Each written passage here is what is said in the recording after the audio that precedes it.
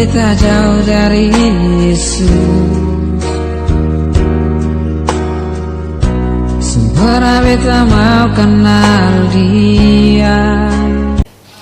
Karena keluarga itu akan menjadi bahagia kalau istrinya, amin bapak-bapak. Tolong aminnya yang rela ya. Nih ya, katanya kan kalau istri bahagia itu sudah pasti rumah tangga itu bahagia. Ya, karena kalau istri tidak bahagia maka rumah tangga pasti, iya bapak ibu ya. Karena iblis itu bilang begini, kalau kamu pengen menyerang keluarga, ya yang kamu serang itu istrinya. Karena Alkitab berkata perempuan itu diciptakan sebagai seorang penolong di dalam rumah tangga. Kalau penolong itu kuat, maka pasti rumah tangga itu juga kuat. Kalau penolongnya bahagia, maka pasti rumah tangga itu juga bahagia. Tapi kalau penolong, yang namanya penolong itu harusnya lebih kuat daripada yang di. Jadi bapak-bapak, diakui atau tidak ya, istri itu firman Tuhan katakan ya, tidak baik kalau laki-laki itu seorang diri saja, kata firman Tuhan ya. Aku akan menciptakan bagi dia seorang penolong. Jadi bapak-bapak, diakui atau tidak, sebenarnya istrimu itu lebih kuat daripada engkau. Katakan, karena Alkitab berkata perempuan dicipta sebagai seorang bapak-bapak akui dulu. Saya tidak akan melanjutkan sebelum bapak-bapak itu dengan tulus hati mengakui, bilang amin, yes. Ini bapak-bapak ini cuma melihat gini, kayaknya nggak rela dan tidak terima ya. Itu Alkitab yang ngomong, bukan saya yang ngomong loh. Tuhan bilang tidak baik kalau laki-laki itu, manusia itu seorang diri saja ya. Makanya aku akan memberikan kepadanya seorang penolong. Yang namanya penolong di mana-mana pasti lebih kuat daripada yang di ya. Orang datang minta tolong keuangan kepada seseorang, berarti ya salah nih, saya nih misalnya bermasalah dalam hal keuangan. Saya datangi Pak Beni, Pak saya mau minta tolong sama Bapak soal keuangan. Berarti saya sudah pastikan bahwa Pak Beni itu keuangannya lebih kuat, makanya saya minta tolong sama dia. Ya nggak mungkin saya ada masalah keuangan terus saya datang sama orang yang banyak utang. Terus saya bilang, Pak saya bisa pinjam uang, saya aja banyak utang, saya aja banyak masalah dalam keuangan. Jadi yang namanya penolong di mana-mana itu pasti lebih kuat daripada yang ditolong. Ya ini saya ngomong begini dulu, tapi istri-istri engkau jangan ngomong gini dulu. Iya kan. Nah, habis ini ada bagianmu. Ya, karena saya itu selalu adil saya ya. Jadi bukan hanya bapak-bapak yang keskak, semua keskak. Tidak baik kalau laki-laki itu seorang diri. Percayalah bapak-bapak, kalau engkau itu cuma seorang diri, engkau tidak baik. Berarti harusnya kalau dikasih perempuan jadi lebih harusnya. Ya, mukanya biasa aja, Pak. Harusnya ya, harusnya Alkitab berkata orang yang mendapatkan istri itu mendapat orang tuh dapat istri harusnya dapat keuntungan ya. Tapi ada yang bilang, enggak bu, saya dapat istri, dapat kemalangan. Begitu saya nikah sama dia banyak masalah hidup saya. Soalnya kau nikah nggak konseling dulu sama saya atau sama Pak Hendrik atau sama Pak Beni atau sama Bu Emi. Ya, banyak orang saudara mengalami kegagalan dan di dalam pelayanan saya konseling banyak orang. Itu masalah dalam rumah tangga terjadi sebenarnya karena dari awal start itu kita ini nggak mengerti firman. Ya, makanya saya selalu bilang kepada anak-anak saya, jangan sekali-sekali kamu pacaran dengan orang yang tidak mengerti dan tidak takut akan Tuhan. Mau sekaya apapun dia, mau sehebat apapun dia, ya pangkatnya mau apa, kalau tidak mengenal Tuhan, amin apa amin, tidak mengenal kebenaran, hidupmu pasti tidak bahagia. Anak-anak saya bilang, iya sih Mi bener ya. Tapi sampai sekarang akhirnya kita nggak punya pacar. Karena cari yang begitu susah banget. Saya bilang, iya memang susah.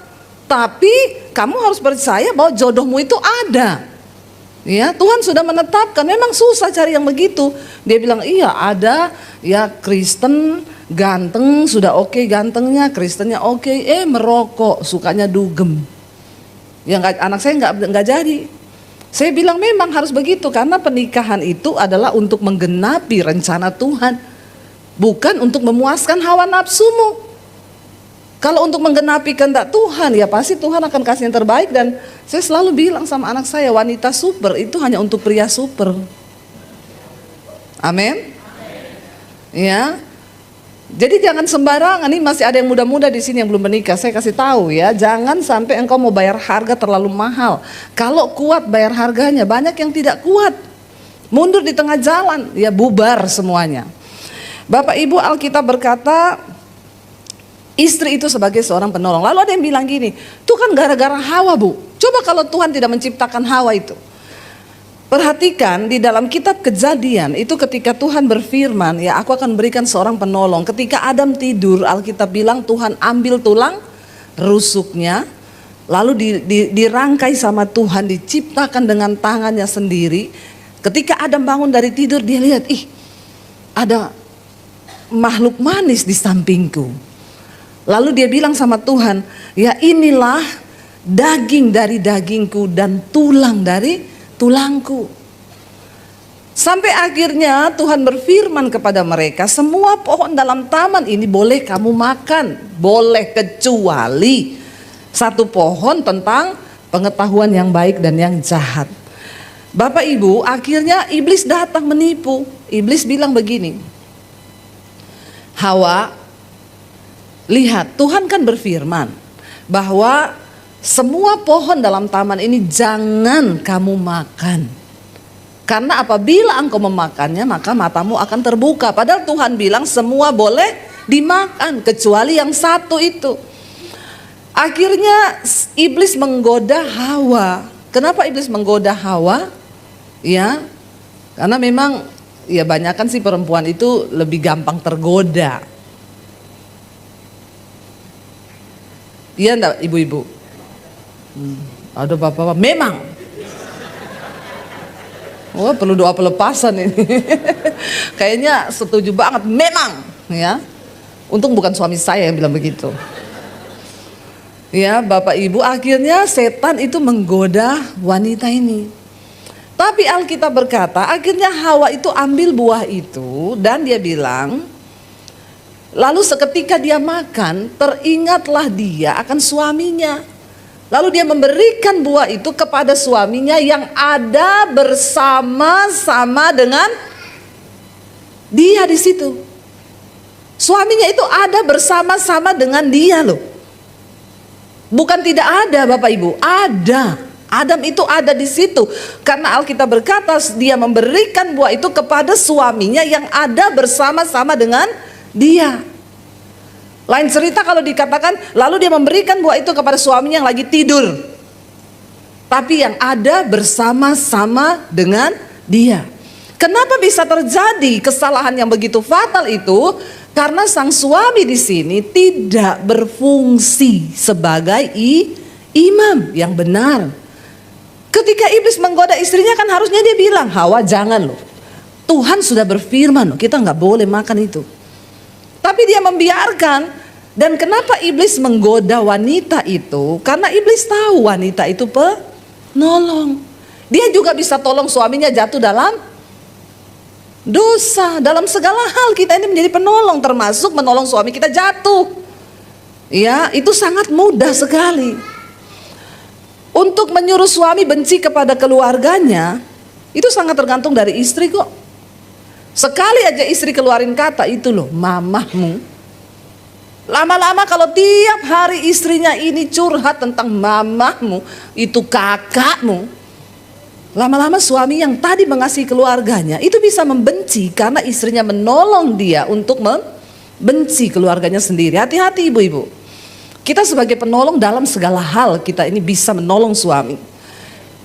Tapi jangan menolong suamimu untuk jatuh dan hancur. Hawa, dia menolong suaminya untuk jatuh. Dan iblis tahu kekuatan sebagai penolong kepada seorang wanita itu dia Tuhan beri. Makanya iblis kasih tawaran itu kepada Hawa. Karena wanita itu penolong. Waktu dia makan buah, teringat dia kepada suami. Penolong itu selalu ingat suami. Iya enggak ibu-ibu? Kayaknya nih wanita di sini bukan penolong semua ini. Kenapa tidak ada yang langsung amin? Malah melihat orang tuh kalau penolong langsung yes, benar itu bu. Saya ini selalu ingat suami. Jangan-jangan sudah kepahitan semua ini sampai sudah ada ingat-ingat suami. Bisanya ya, tidak ada yang langsung yes, betul bu. Ya saya ini ya udah saya bersaksi saya aja. Saya ini saudara kalau pelayanan dikasih roti nih ya. Saya buka di mobil nih coklat kesukaannya anak saya, pisang kesukaan suami saya, ini keju anak yang nomor 3. Ujung-ujungnya saya nggak makan. Karena saya ingat keluarga, ingat rumah, itu namanya apa? Nolong. Nih ya di rumah nasi tinggal pas-pasan, semua pada lapar mau makan. Sebagai penolong, kita kasih dulu dong suami anak. Suami saya tanya, kamu say? Aku masih kenyang nanti aja. Padahal lah, itu namanya wanita apa? Kalau ibu-ibu di sini tidak nasi tinggal sedikit makan duluan. Pasti nih sudah lihat dari muka.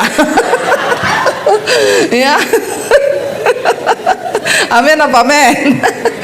Kalau seorang penolong itu begitu, ya. Ini ada suami saya di sini, dia tahu saya itu selalu mengalah. Kamu enggak makan, masih kenyang nanti aja.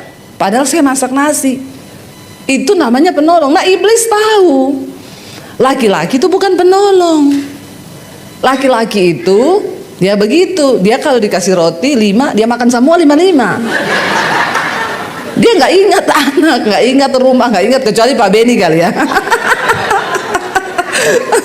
Sama Pak Henry kali ya, ingat istri ya, ingat anak ya. Kalau orang Jawa bilang itu kirmah, mikir rumah ya, apa-apa tuh ingat dibawa pulang, oh ada istri, ada anak. Laki-laki tidak, dia semua makan semua tuh roti, sampai di rumah istrinya tanya, sudah makan saya? Belum. Itu bapak-bapak, tapi bukan bapak-bapak yang di sini, bapak-bapak yang di Jakarta. Bapak-bapak di Makassar semua, dede, tahu ading. Ya, saudara bisa bayangkan kalau Adam yang iblis goda, Adam makan semua itu buah satu pohon, tidak dia kasih ke istrinya. Jadi iblis gagal, yang jatuh cuma Adam, Hawa tidak. Tapi karena iblis menggodanya Hawa, bahkan suaminya ini juga diam saja, tidak kasih tahu apa-apa. Karena mungkin Adam tahu, percuma juga nih perempuan satu kalau dikasih tahu. Ya, kata Adam, ini juga kalau dikasih tahu satu, mana ada dia mau dengar saya. Ya enggak bapak-bapak? Enggak ada yang berani bilang amin sudah. Perkara panjang di rumah. Ya. Jadi iblis itu tahu secara fungsi Tuhan sudah menyatakan bahwa perempuan dicipta sebagai seorang penolong yang dapat menolong suaminya untuk naik, tapi juga dapat menolong suaminya untuk jatuh. Bahkan ketika Hawa kasih buah itu, Adam nggak ngomong sama sekali, ih kita kan nggak boleh makan ini. Ya ampun, kenapa kamu makan? Sadar istriku. Kan harusnya begitu kan, kayak di sinetron. Tapi tidak begitu. Adam ambil buah itu dengan seneng, dia makan buah itu. Dia percaya sama istrinya, lalu dia makan, dan dua-duanya akhirnya jatuh ke dalam dosa. Kalau cuma Adam, iblis tahu pasti gagal ini. Adam makan semua satu pohon, dia tidak sisakan buat istrinya. Bapak ibu, jadi saya minta berhentilah suami-suami terus menyalahkan istri gara-gara perempuan. Ketika jatuh, Tuhan datang dan berkata, apa yang kamu lakukan hai manusia? Mengapa engkau melanggar perintahku? Tadi Adam waktu dia lihat pertama istri ditaruh di sampingnya, dia bilang, inilah tulang dari tulangku, daging dari dagingku. Waktu Tuhan berkata sudah jatuh, apa yang kamu lakukan? Adam langsung ngomong, perempuan yang engkau tempatkan di sampingku ini loh, dia ini yang bikin aku jatuh. Sudah berubah kan tadi? Inilah daging dari dagingku. Ya, jangan bayangannya coto Makassar. Ya, inilah daging dari dagingku dan tulang dari tulangku. Keren banget nggak? Ya, daging dari dagingku, tulang dari tulangku. Artinya apa? Kalau dagingnya disakiti, berarti juga dia juga tersakiti. Itu artinya daging dari dagingku. Lah kalau dagingmu dicubit berarti kau juga sakit. Tapi ketika dosa masuk, langsung berubah. Langsung dia bilang, perempuan yang engkau tempatkan. Kenapa Adam gak ngomong gini? Daging dari dagingku dan tulang dari tulangku ini loh Tuhan yang bikin aku berdosa. Langsung perkataannya berubah. Dia bilang, perempuan yang engkau tempatkan di sampingku, dialah yang menjadi penyebab kejatuhanku. Bapak Ibu, secara tidak disadari, dari awal penciptaan keluarga itu sudah hancur. Adam sudah menyalahkan istrinya. Itu kutuk yang dia katakan, perempuan ini loh. Kehancuran itu sudah terjadi sejak saat itu. Dan kenapa keluarga itu yang menjadi bidik pertama setan? Karena setan tahu waktu keluarga itu hancur, semua generasi ke bawah itu akan hancur. Waktu hubungan suami istri rusak, maka semua generasi ke bawah itu akan rusak. Saya banyak melayani anak-anak yang akhirnya jatuh jadi narkoba, free sex, homo, lesbi, Bapak Ibu. Rata-rata itu terjadi karena kehancuran itu diawali dari hubungan suami istri yang rusak. Saya sama suami memantau. Ya, dulu waktu kami ada di gereja, di satu gereja, saya bilang, "Say, kamu lihat ya, kita lihat dengan mata nih. Anak-anak remaja yang mereka itu berpacaran pada umur yang tepat, istilahnya setelah mereka selesai SMA atau kuliah baru pacaran. Lihat deh, itu pasti suami istrinya hidup rukun. Tapi yang suami istrinya itu hidupnya kacau, anak-anaknya masih SMP, itu sudah gonta-ganti pacar terus. Kenapa itu bisa terjadi? Karena mereka tidak menemukan kebahagiaan itu di dalam rumah tangga, di dalam keluarga mereka, sehingga anak-anak merasa kurang perhatian, kurang kasih sayang, dan akhirnya mereka mencari pelampiasan itu di luar.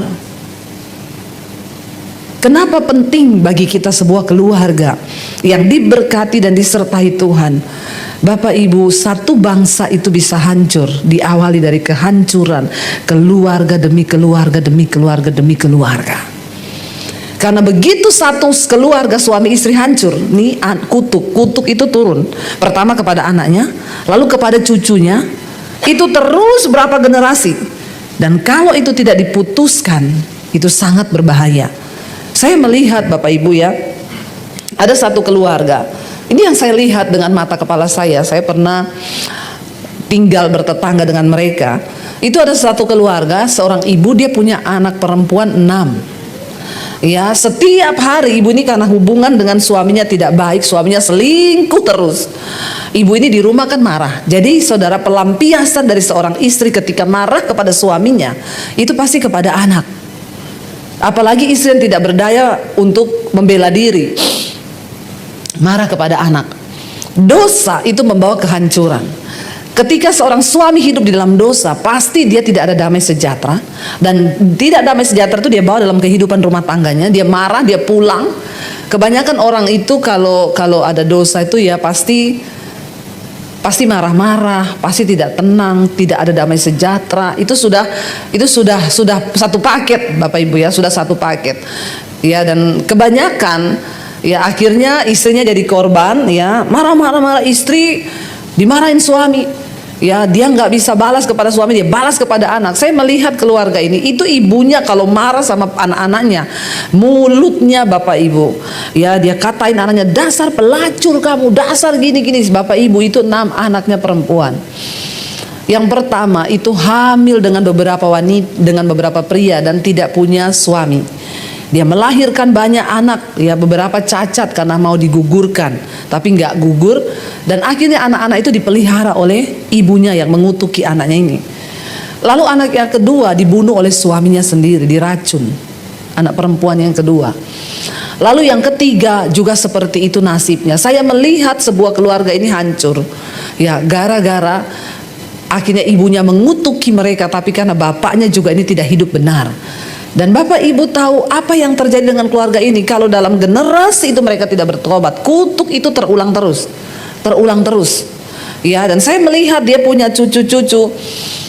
Ada satu orang yang dia menikah tuh hamil duluan. Dia hamil duluan. Dia punya anak, saudara. Dia punya anak 4. Empat-empatnya itu hamil duluan semua baru nikah. Dia punya cucu dari keempat anak. Semuanya hamil duluan. Itu saya melihat dengan mata kepala sendiri, orang-orang yang saya kenal, dan itu kutuk benar-benar terjadi. Tuhan memberkati rumah tangga dengan sebuah tujuan utama adalah Tuhan mau dalam rumah tangga itu kita mengalami berkat-berkat Tuhan. Tapi setan juga tahu bahwa keberhasilan ya sebuah generasi, bahkan sebuah kota, bahkan sebuah bangsa itu terletak kepada keluarga.